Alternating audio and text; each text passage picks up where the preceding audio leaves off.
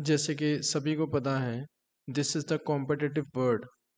आपको हर जगह एमसीक्यू देखने मिलेंगे, like in all competitive exam आपको एमसीक्यू देखने को मिलेंगे।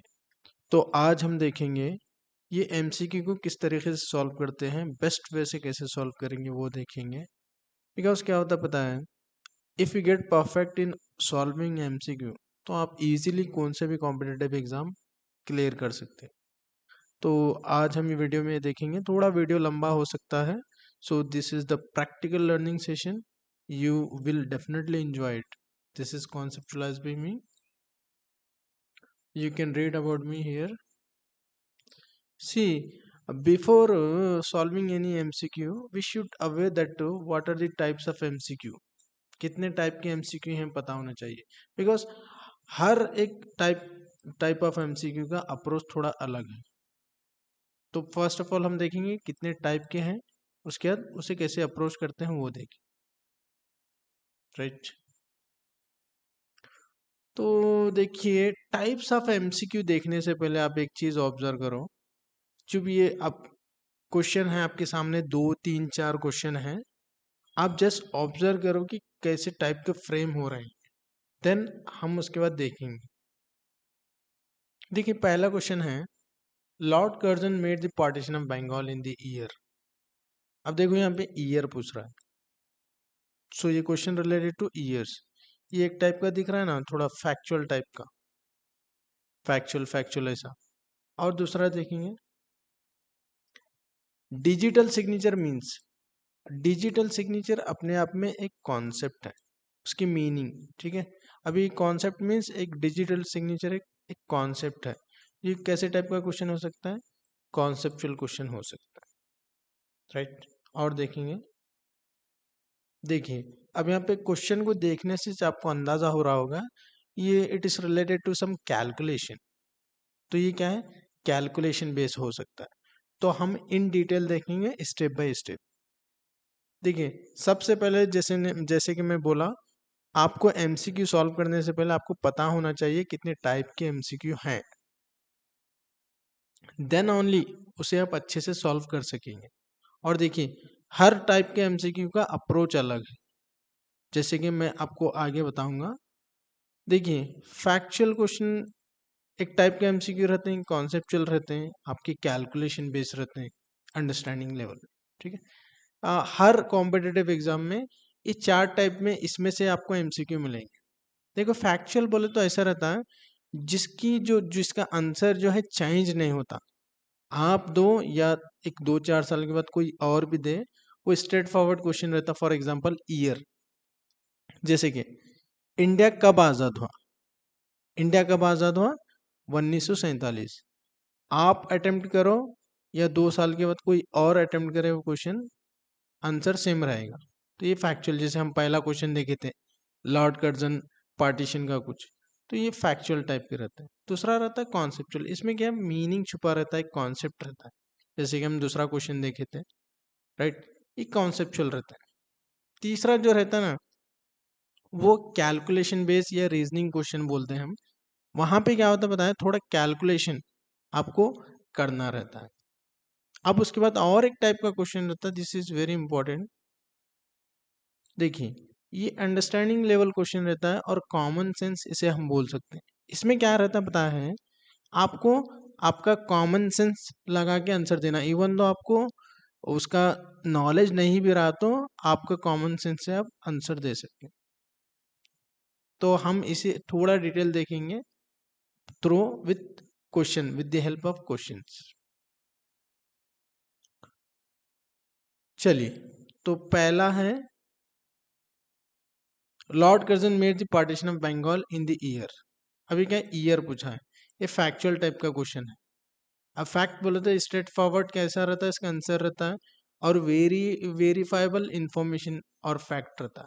अब जैसे फॉर एग्जांपल इसका आंसर है 1905, आप क्रॉस वेरीफाई भी कर सकते हैं कि भाई ये सही है क्या आंसर, जैसा गूगल करके।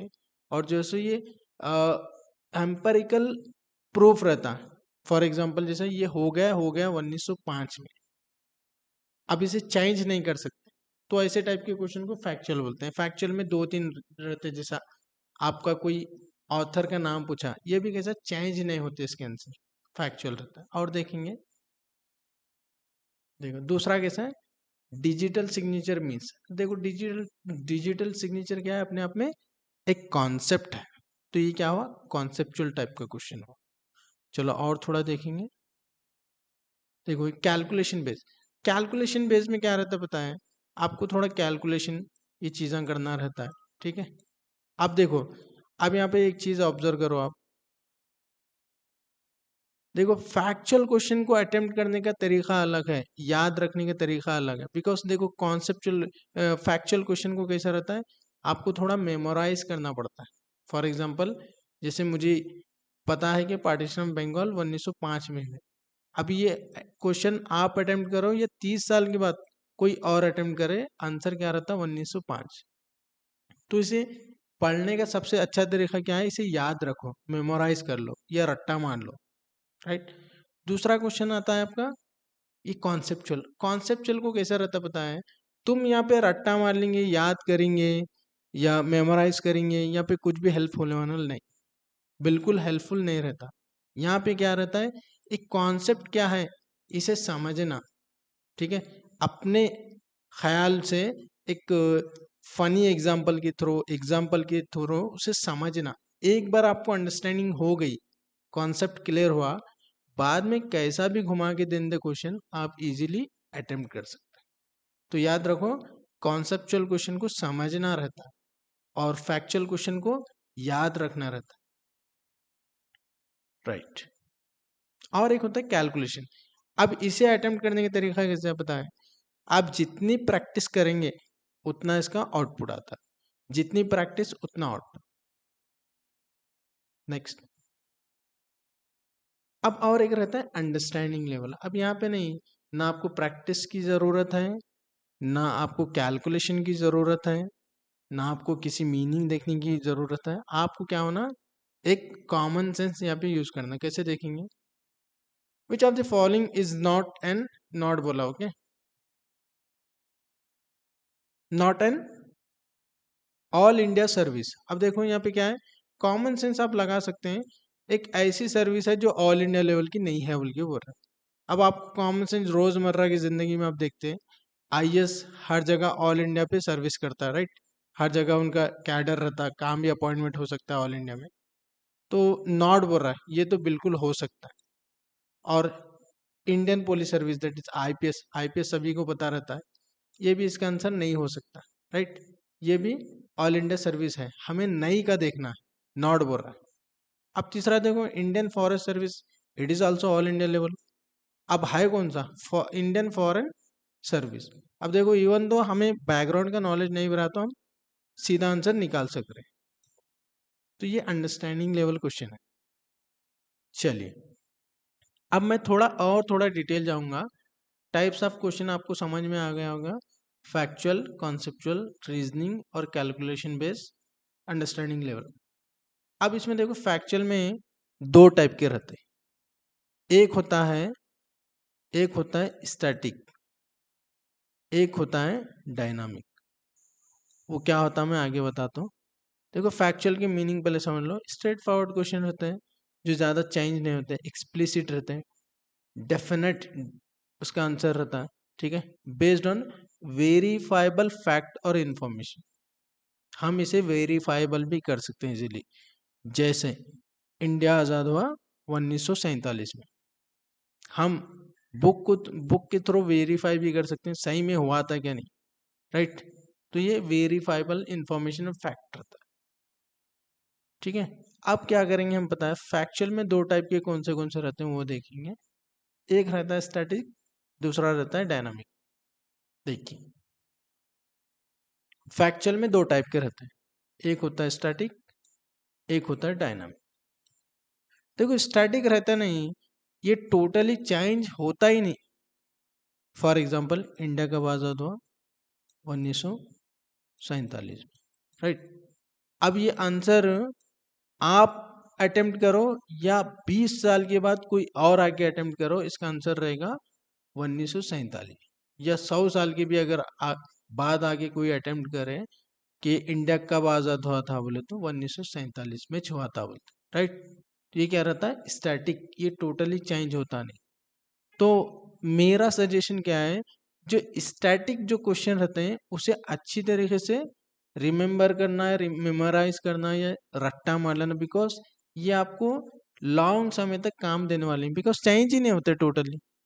अब जैसा फॉर एग्जांपल दूसरा, ठीक है, अब जैसे पार्टीशन कब हुआ था बोल के, आंसर क्या था, 1905। ये आप दो या 2050 में कोई और आके दे, 1905 ही रहता। समझ में आ रहा है। और दूसरा बहुत सारे एग्जांपल आप ले सकते हैं।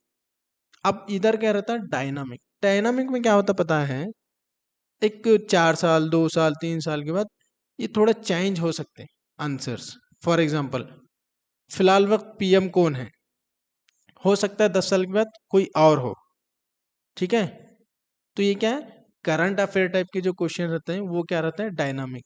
तो मेरा सजेशन क्या है, जो करंट अफेयर के जो क्वेश्चन डायनामिक रहते हैं उस पर आप थोड़ा कम भी फोकस करें चलता, बिकॉज ये तुम्हारा रिटेंशन लंबे समय तक काम आने वाली चीज नहीं। बट स्टैटिक एक बार आपके जहन में परमानेंट मेमोरी में गया तो लास्ट मोमेंट तक will get the benefit of it, right. चलिए हम थोड़ा फैक्चुअल क्वेश्चन और थोड़े देखेंगे। देखिए अब जैसे मैं बोला था, Lord Curzon made the partition of Bengal in the year, ये फैक्ट है, कौन से ईयर में, 1905। अब इसे कैसे करना, मेमोराइज करना, याद करना, this is a first step. उसके बाद आप डिटेल में जा सकते हैं, जैसे क्यों हुई थी, किसके दरमियान हुआ था, क्या हुआ था, वो सब देख सकते हैं। But primary you should remember the date.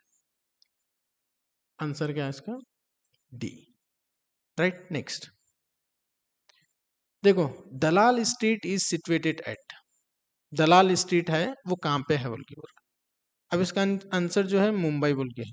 अब ऐसा नहीं होता 1 साल के बाद पेरिस में जाके बढ़ता है, 2 साल के बाद लंदन में जाके बढ़ता है, 3 महीने के बाद दिल्ली में जाके बढ़ता है, ऐसे नहीं होता। तो क्या है, फैक्ट है, दैट टू कौन सा है, स्टैटिक, जो चेंज होने वाला नहीं। तो ऐसे क्वेश्चन को क्या है, अच्छी तरीके से रट्टा मार लो या याद रखो। चलो और थोड़े फैक्चुअल देखेंगे, इसका आंसर सी है। देखिए, socio culture theory was given, ये सोशो कल्चर थ्योरी है ये कौन दिया बोल के है। अब इसका फॉर एग्जांपल आंसर है ब्रूनर बोल के है। अब ऐसा नहीं होता है 6 महीने के बाद सोशो कल्चर थ्योरी कोई दूसरा दिए बोल को आंसर होता, नहीं होता ऐसा, ठीक है, इनेज रहता है। इसके वास्ते ये फैक्चुअल है, फैक्चुअल में कौन सा है, स्टैटिक है, right. Next, moral development theory was propounded by, ये मॉरल डेवलपमेंट थ्योरी है कौन दिया, ठीक है, कौन इसे ये करे बोल के।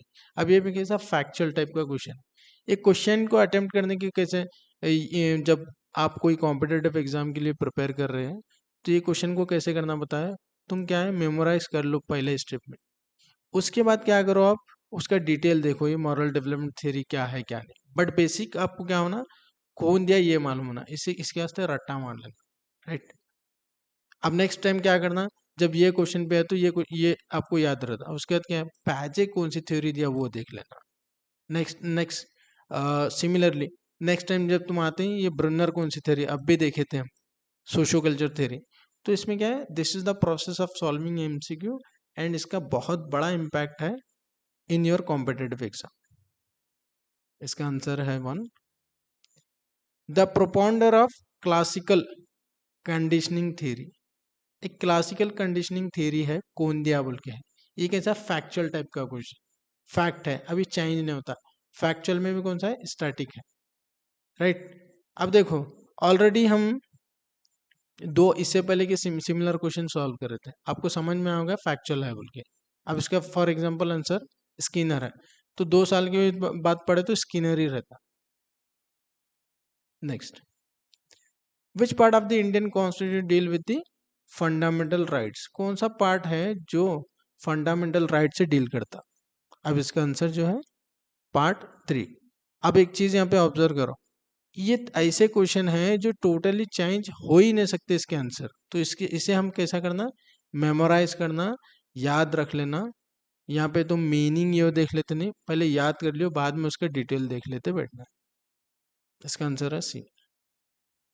और एक फैक्चुअल देखेंगे, देखो ये फैक्चुअल कौन सा है, प्लेस की बात कर रहा, where the international code of justice is situated, जैसे हम अभी देखे थे दलाल स्ट्रीट इज सिचुएटेड, ये क्या है, वेयर कहाँ पे है बोल के ये पूछ रहा है, राइट। अब इसका आंसर फॉर एग्जांपल है न्यूयॉर्क।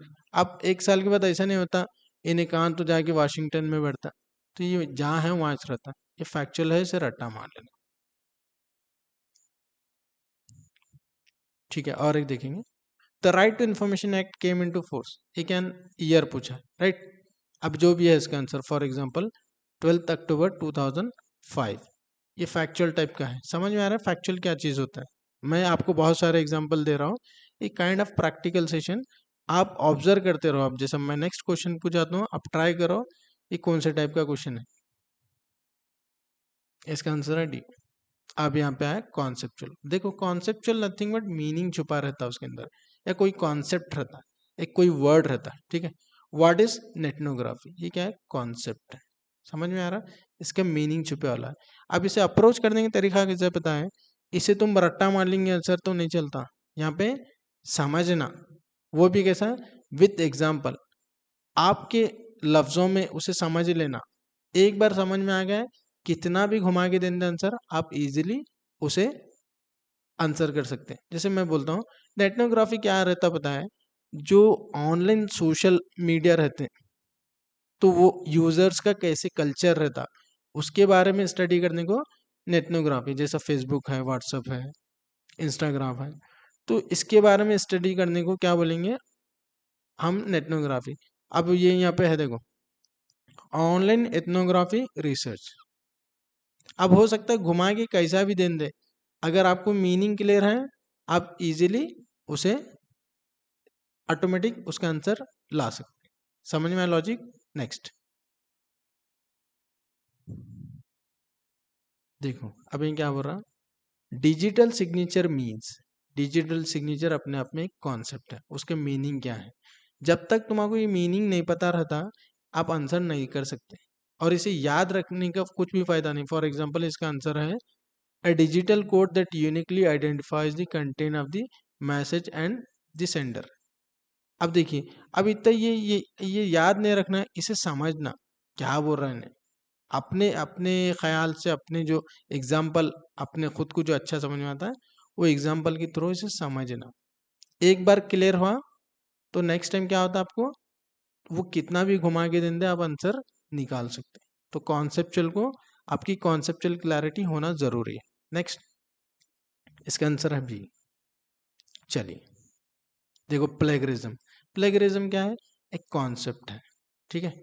अब जब तक तुम्हारा कॉन्सेप्ट नहीं मान रहा है तुम आंसर नहीं कर सकते। तो कॉन्सेप्ट देखो, कॉन्सेप्चुअल क्वेश्चन है तो कॉन्सेप्ट को समझो, फैक्चुअल है तो उसे रट्टा मारो। समझ में आ रहा है, ऐसे करना। अब देखो प्लेगरिज्म, अब अपने लफ्जों में अगर बात करें, प्लेगरिज्म नथिंग बट चोरी।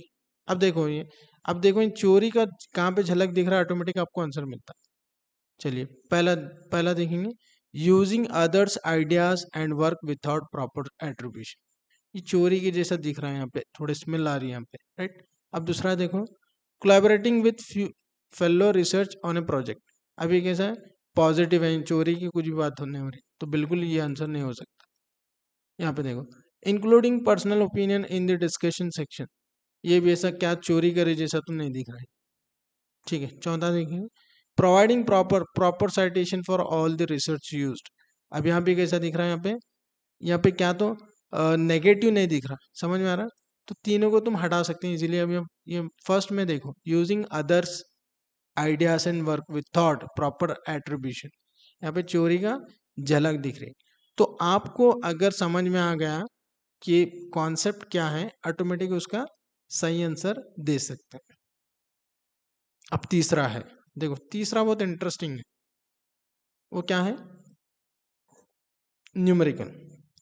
अब यहाँ पे कलाकारी क्या है पता है, आपको यहाँ पे प्रैक्टिस होना, न्यूमेरिकल की प्रैक्टिस होना, आपको यहाँ पे कोई चीज याद रखने का ना समझने का, आपको जितनी कैलकुलेशन जितना फास्ट है आप उतना जल्दी आंसर दे सकते, ठीक है। इसका आंसर है बी।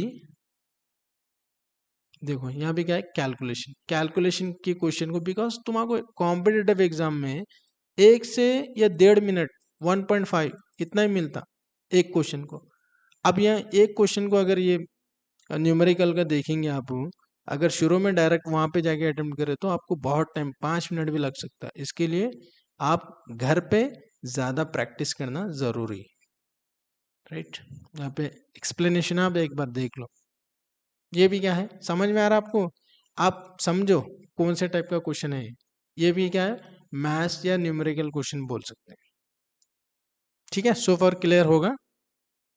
यहाँ पे एक्सप्लेनेशन आप देख लो एक बार। अब क्या होता है अंडरस्टैंडिंग या कॉमन सेंस। देखो ये एक्चुअली ये चीज़ें आपको इतना क्लेरिफाई करके आई थिंक बहुत कम लोग बताएंगे। तो आप क्या करो, अगर आपको समझ में नहीं आ रहा तो वीडियो 1 या 2 बार ऐसे देख सकते हो, because this is very important.